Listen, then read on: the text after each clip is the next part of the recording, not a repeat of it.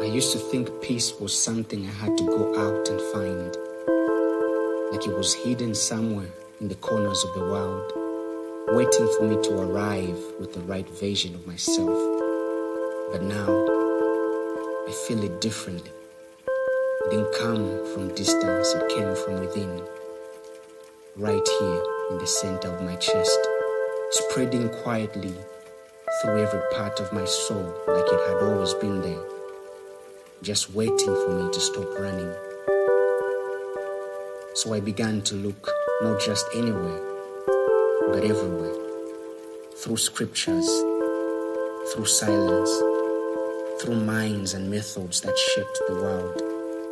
And what I found was a pattern. Different voices, different languages, different names for God, but the same whisper echoing beneath it all. Let go and return. In one place they called it the Spirit, a transformation that begins when I stop living from my flesh and start living from something deeper. I learned that peace isn't forced, it grows like fruit. Love, joy, peace. Not things I manufacture, but things that happen when I align. And it starts with knowing truth that doesn't just inform my mind, but rewrites my being. Because once I see clearly, I can't live blindly anymore. And then comes trust. Trust means I release the illusion that I was ever holding my life. It means I admit I was never the one in control. Something deeper in me finally excels. Because when I trust, I don't carry everything anymore. And then surrender. Not defeat, not weakness, but release.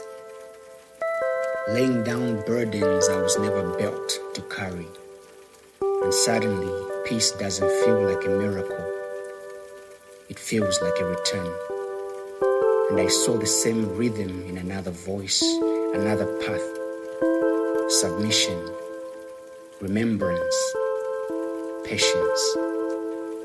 Different words, same posture. Dependence, trust, stillness. A heart turned away from itself and towards something higher. And then I looked inward into disciplines of the mind, awareness, detachment, clarity. The teaching there said, watch your thoughts, don't become them. And I tried it. I sat with my chaos instead of running from it. And I realized my mind was loud because I never stopped listening to it. Peace came when I stopped reacting to every passing storm inside me. And then came acceptance. Life as it is, not as I demand it to be. Letting things be that were never mine to change.